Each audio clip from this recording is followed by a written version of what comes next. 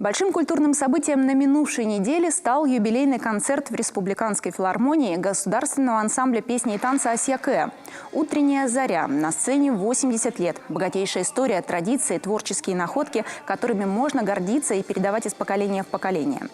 Глава Коми Сергей Гапликов поздравил коллектив с юбилеем, вручил сертификат на 5 миллионов рублей, государственные награды. Он подчеркнул, что без уникальных концертных номеров «Асьякэ» невозможно представить ни один крупный праздник республики. А участие в мероприятиях российского и международного уровня подчеркивает высокий профессионализм артистов.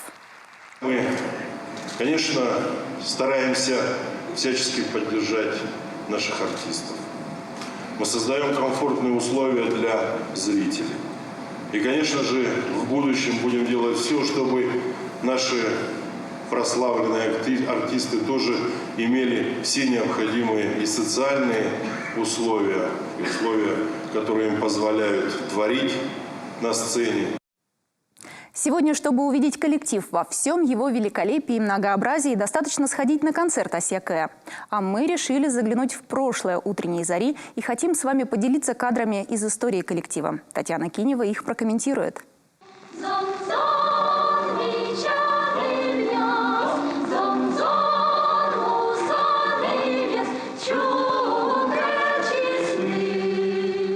Середина 70-х годов 20 века. В 1978-м государственный ансамбль песни и танца Коми АССР получил поэтичное название «Асьякэ» – «Утренняя заря». 39 лет он жил без имени. В годы войны государственный ансамбль разъезжал по всем деревням, по всем районам Коми Республики. На лошадях, на тракторах, на чем попало.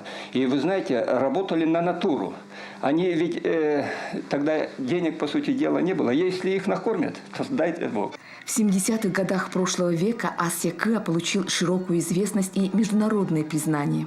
Это молодые, талантливые коми-ребята, девушки. Мы их искали по республике, мы их готовили здесь в студии, профессионально учили. И до сих пор мы учим этих ребят. Они составляют основу государственного ансамбля. То есть это те кадры, которые по-настоящему могут нести коми национальное искусство. Именно в 70-е коллектив стал необычным.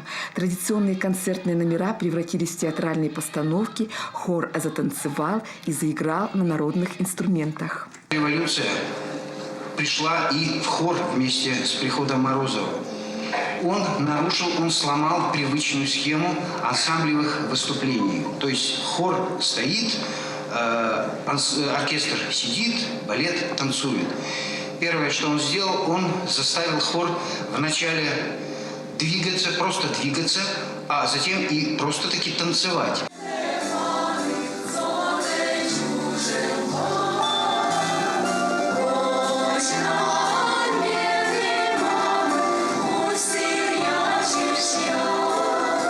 Я не могу без работы. То есть вот так, что такое творчество, что такое коми-ансамбль. Я не представляю своей жизни без коми-ансамбля, без творчества, без постоянных поисков.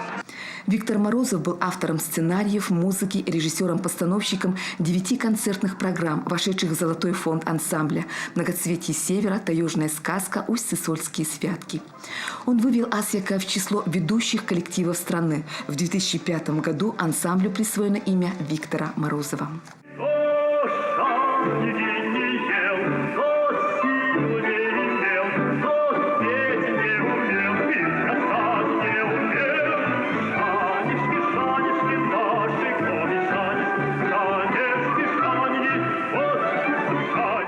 В золотом фонде «Асьякэ» и песни Якова Перепелицы. Они и сейчас на слуху. Он не просто песенник. И это, вот если взять его песни, просто посмотреть, вы знаете, это дневник Республики Коми. Вот начинается Воктыл. У нас там есть произведение «Письмо с Воктыла». Вот они были в Усть-Сыльме. Через некоторое время появляется песня «Деревенька моя», которая стала самой популярной, которая стала визитной карточкой композитора. Пены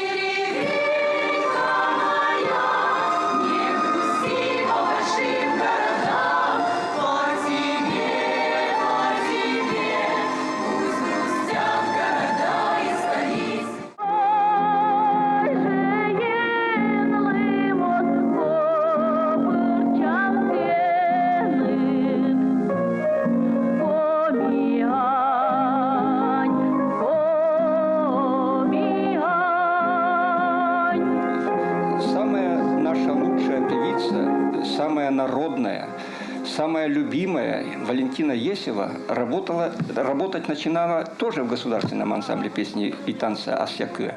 Творческим талантам всегда требовалось достойное обрамление.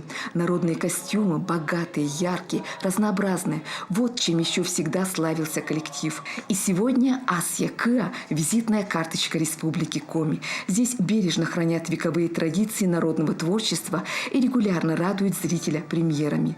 К 80-летию коллектива вышла новая программа «Ожерелье Финно-Угорья». В ней артисты впервые решили объединить танцы и песни не только коми, но и других родственных народов – удмуртов, марийцев, мордвы.